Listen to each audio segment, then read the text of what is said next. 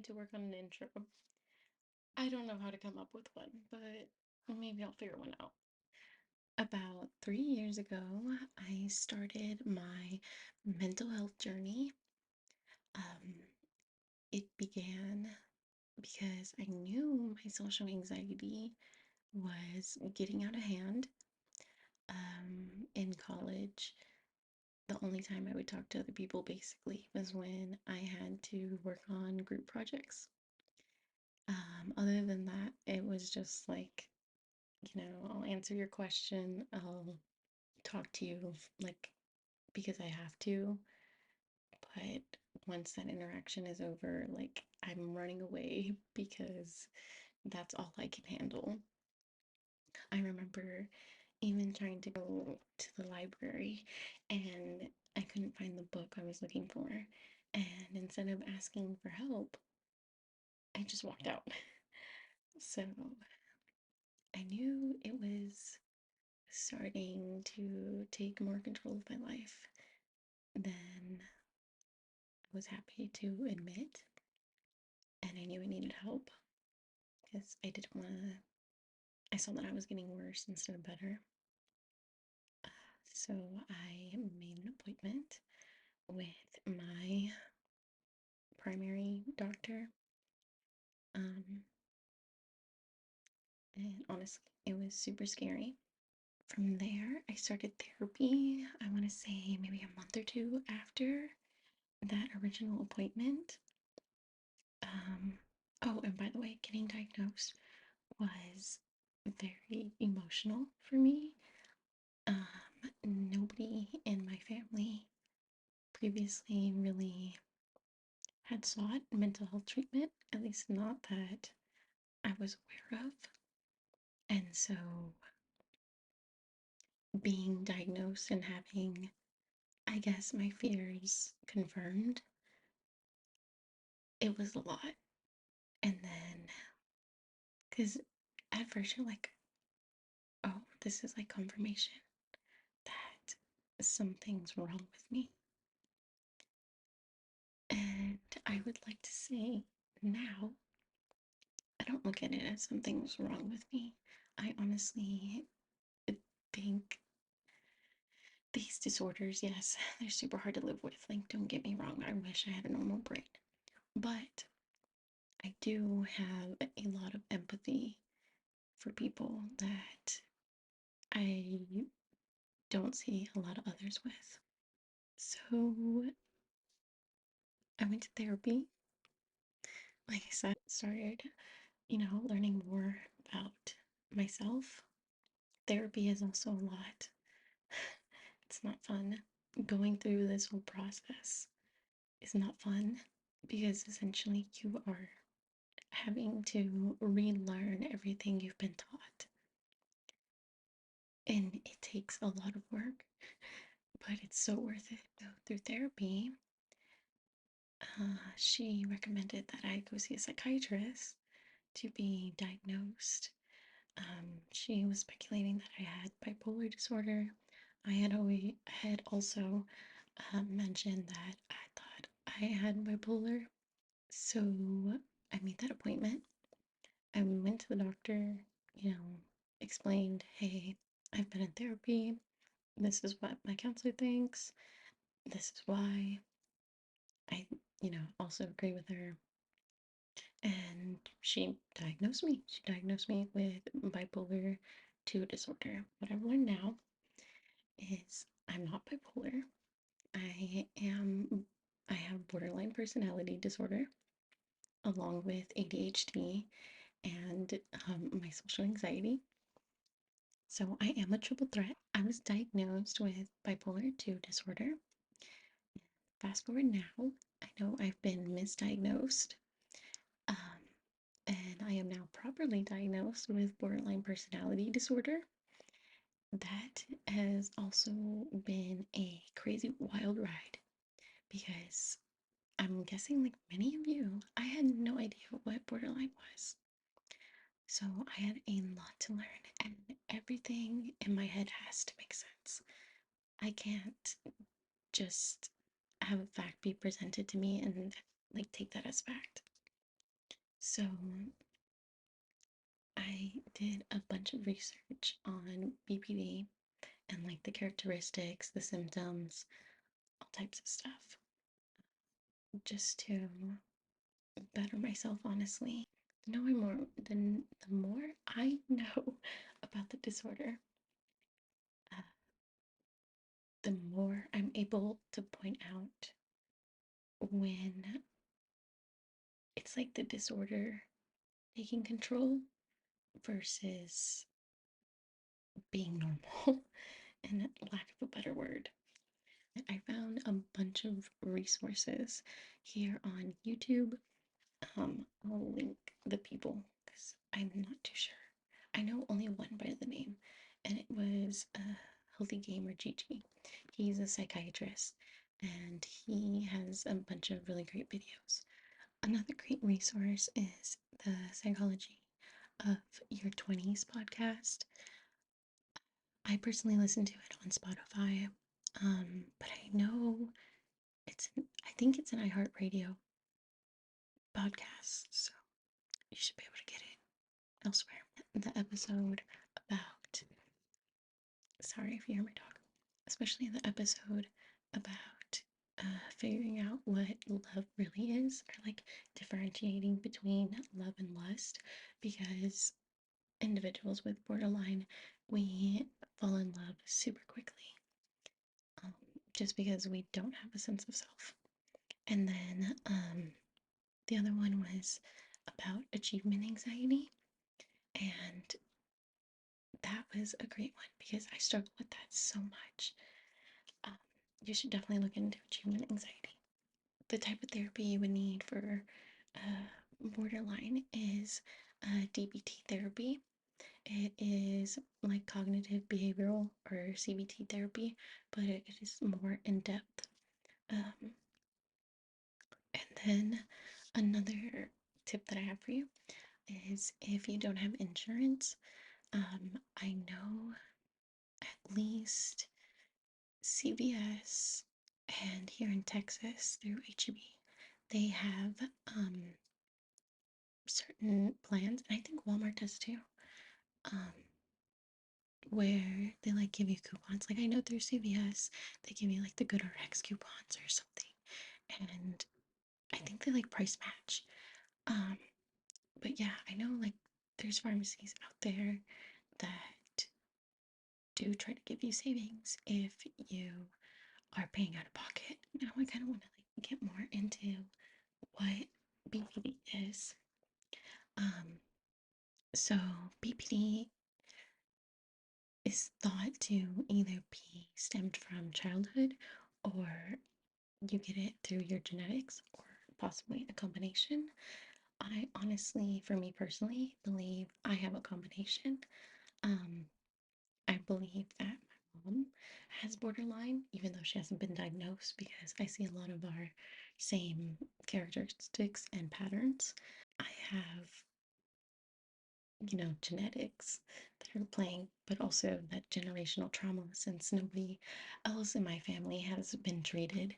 And so everybody thinks that this behavior is normal when it's not normal, because people with borderline, at least for me, because I feel like I was definitely high functioning, I was able to hide that part of my life from everybody. People with borderline, it's like, yes, you're kind of awkward in certain situations, but you are very hyper aware how others perceive you. And so you're able to mask that. And I did that.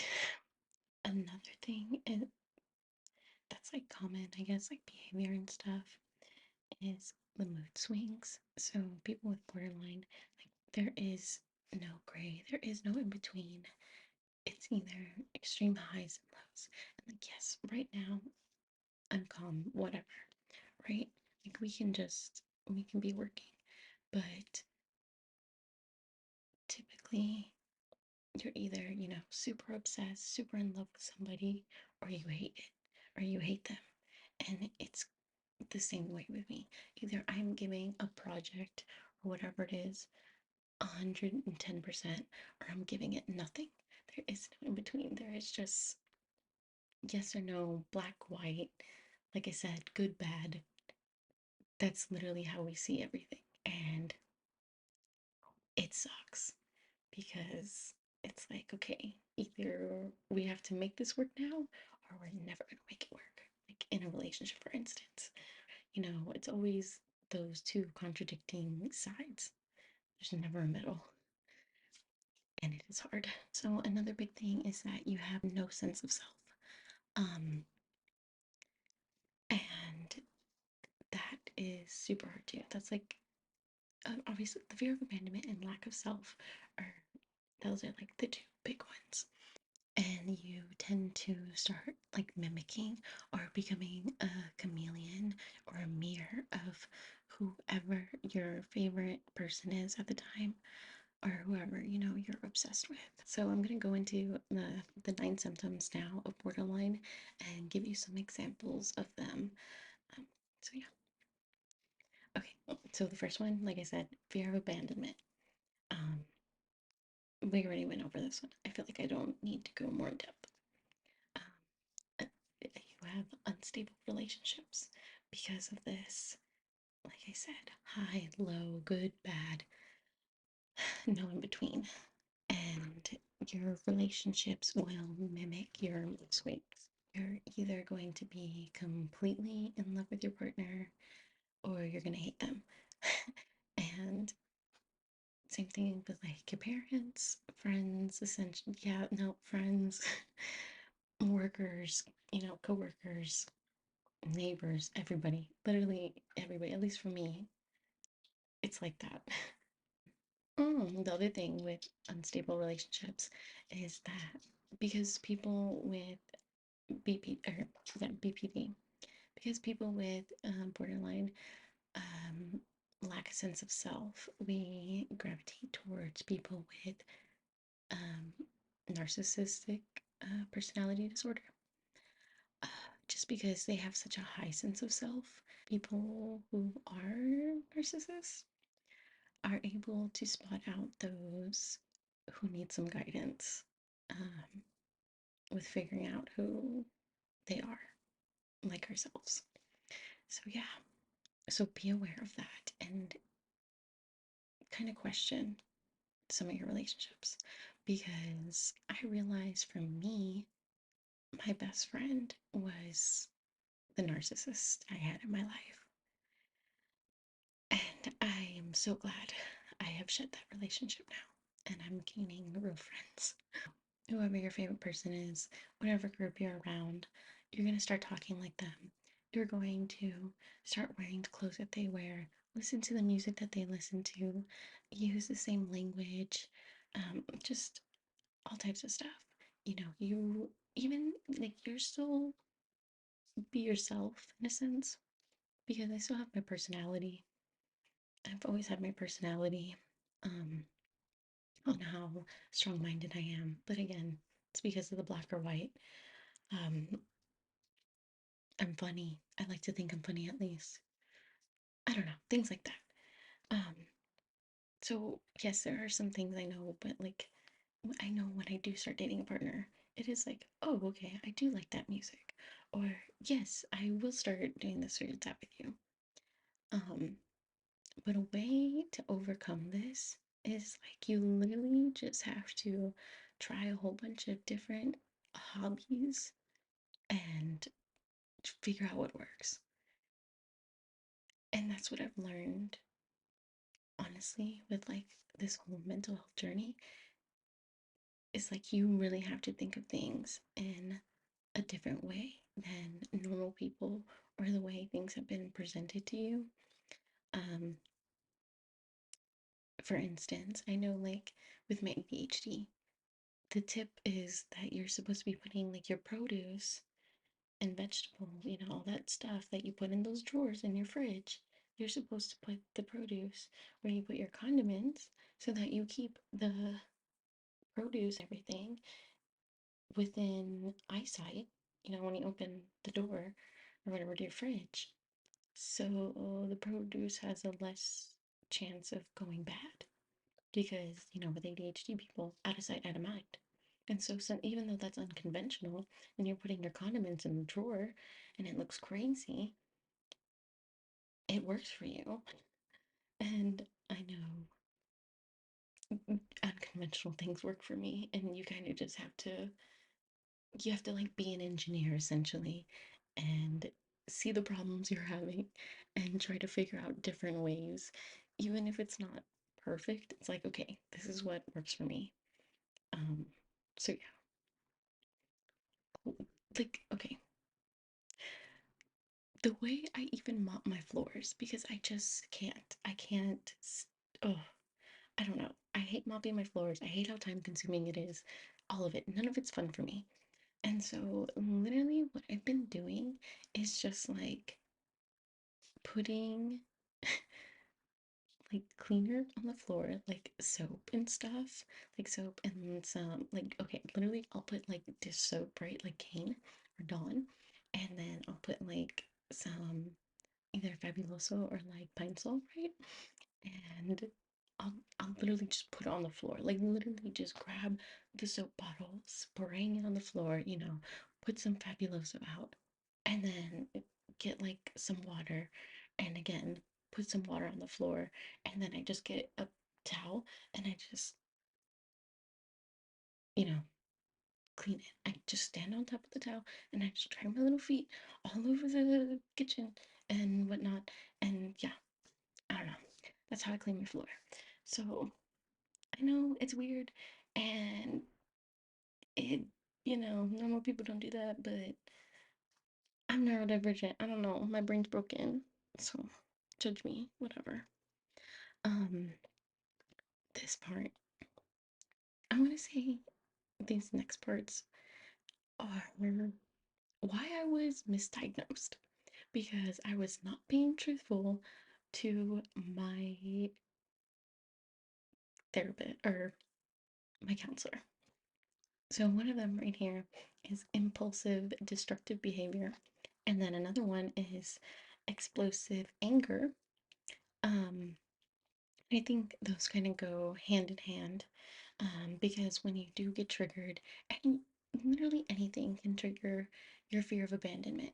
It can be, oh, my partner is going to hang out with their friends. And even though you trust them, nothing for you to worry about.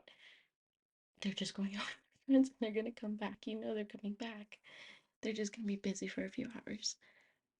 But in your head, you just start acting out. And especially before you're diagnosed, you're like, I don't know, this is what I do, right? Like, even if you're not trying to pick a fight or whatever, you still end up picking a fight. And I guess this is where it's like the crazy girlfriend, like, oh, I don't want you going out. You can't go do things without me, type of deal. Like, oh, it makes me insecure. I'm scared. Or don't hang out with this person. Don't hang out with that person. And yeah, that's not a healthy behavior. You should not be controlling your partner, even if it is out of insecurity. If somebody is actually like leaving you or they upset you to where you're on the other side of things, um, and you're super sad, I cry so hard and I will be, screaming, crying, sliding down the kitchen wall. So, yeah, it gets intense on the other side too. And that's where this other one comes in, the self harm. For me personally, my self harm really came out when my significant others uh, and I were going through like a breakup. I've had, honestly, like three serious boyfriends, I guess, or like, well, I've been an adult. And yeah, leaving is always the hardest part because it obviously is abandonment. Um, it's hard all around. Talking to them or ending communication is literally like going cold turkey from a drug. It's so hard. It's, I've said it countless of times. Stopping communication between me and my ex boyfriend was the hardest thing I ever had to do. And even now, going through like this breakup, again, it's like so overwhelming. But I guess since I know I've done it before, I'll be able to do it again. Um, and I definitely have more support and resources and tools to get me through this time. And I'm more aware on how to utilize those things.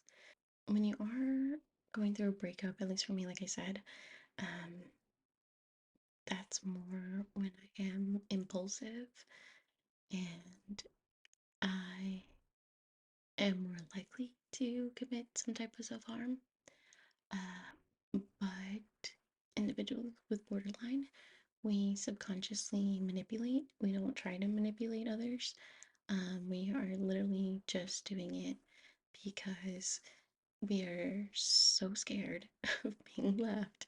It is a form of protection, um, because we are trying to get that person to stay, so that fear and that pain can go away.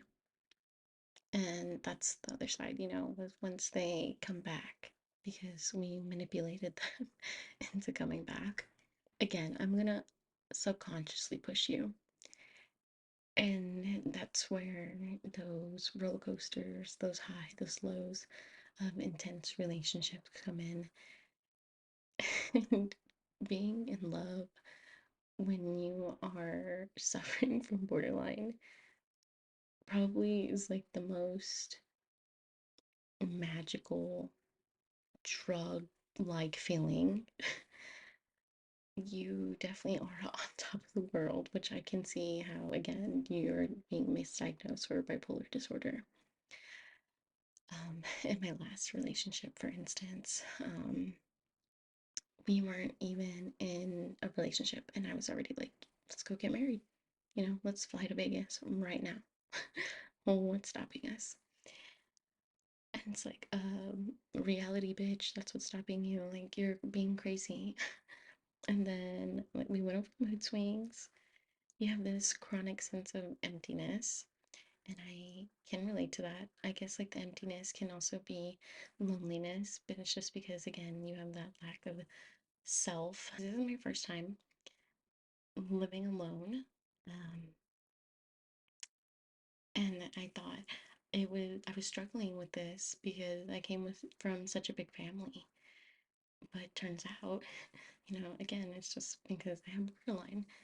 Um, it's so crazy how this disorder literally controls every part of my life, it seems like. So, yeah, I know I can feel pretty lonely at times, but I will say leaning into more of my hobbies and things I'm passionate about helps. Like I said, you have to just try a whole bunch of different hobbies and figure out what works for you. And it doesn't matter what the hobby is. It's like, who gets to say what's a hobby and what's not a hobby? Your hobby can literally just be binge watching Netflix. But, if you're not getting any type of joy, maybe don't continue binge watching Netflix, because I know I personally don't do that. And I don't know. I watch a lot of YouTube though.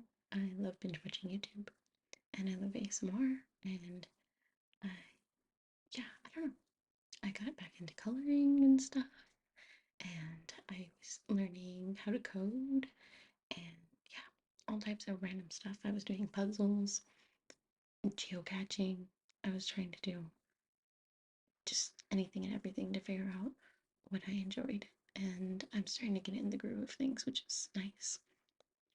The last thing here that I have is paranoia, and like always having